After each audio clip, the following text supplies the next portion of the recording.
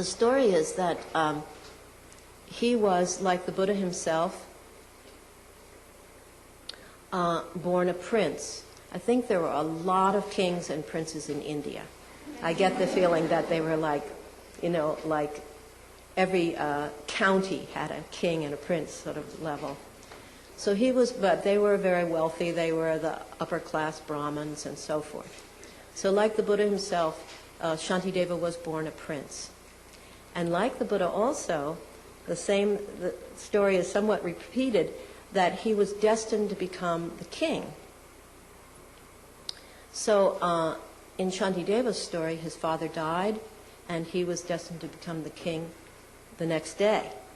So there's two versions. The one that you usually hear, which is in this rendition in this text that we're studying, is that the deity Manjushri, the deity of wisdom, appeared to him and told him that he should renounce the kingdom and go off and become a wandering renunciate and follow the Dharma, which is to say, study the teachings and the practices that were taught by Sakyamuni Buddha.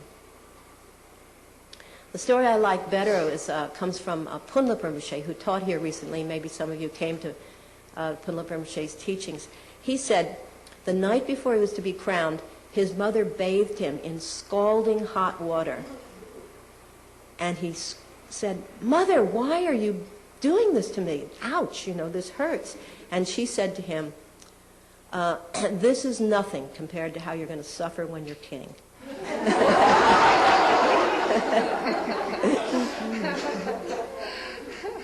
So I like that version. So he split before the break of dawn. So he traveled around for a while, and then he ended up in, I think within a very short time, a few months, at Nalanda University, which was a huge university, a Buddhist university in India at the time. And this was the 8th century in India.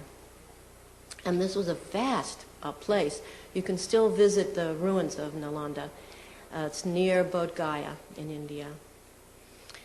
And it produced many, many great scholars. And so Shantideva went there to study the Buddhist teachings and became a monk and was given the name Shantideva, which means a god of peace. And then the story goes that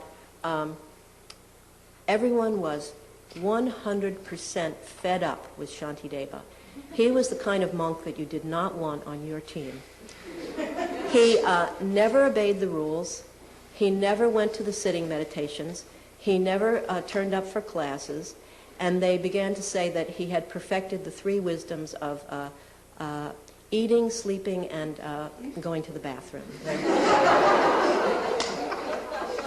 So the common story is that in order to disgrace him and shame him into leaving because nobody liked him, I always feel this empathy for this guy that, literally there's thousands and thousands of monks and he was like disliked.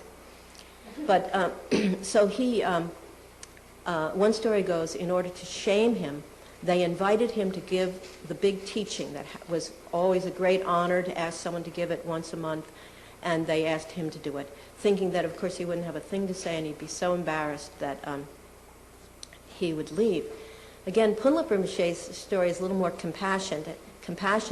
He said in order to encourage him to begin studying, they did the very same thing. They invited him to give this talk. Punlap Rinpoche really said, who grew up himself in a monastery and in Rumtek in Sikkim, he said, so the council of monks got together, like the older monks, and they got together and they were trying to think of a way to help this man.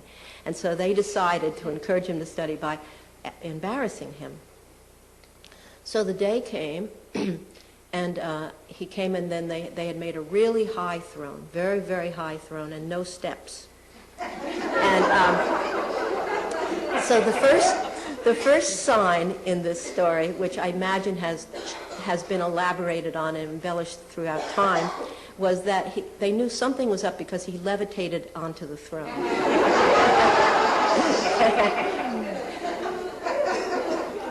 And then, and then he sat there looking fairly confident, but he hadn't spoken yet, so there was really a room full of closed-minded people assuming that, ha ha, we've got him.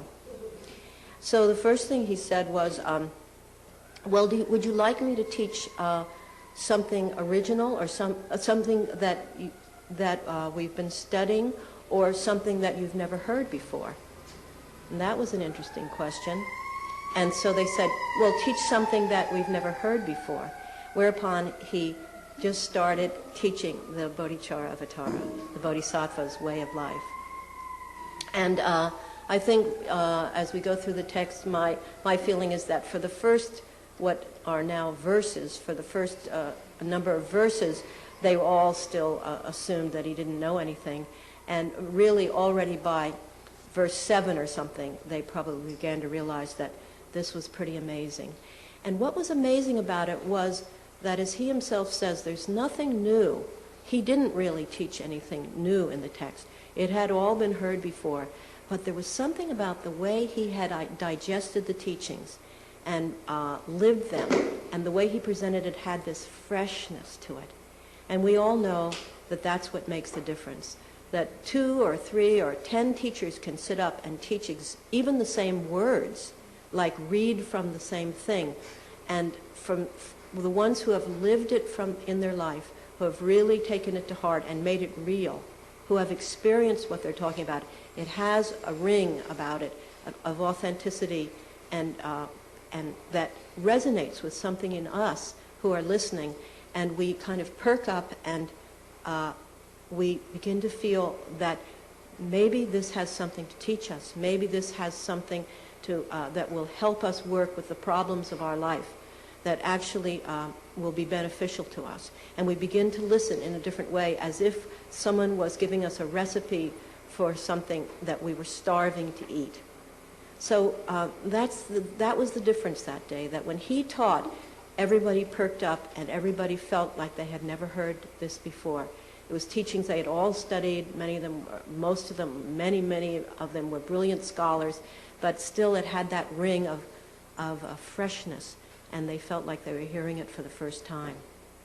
And that's why this text became so popular. And then they say again, I'm sure somewhat embellished, that when he got to the 9th chapter, the wisdom chapter, which is on the subject of emptiness, that he started to levitate until he was out of sight and all you could hear was his voice. And then he disappeared again, and they never saw him again at Nalanda University.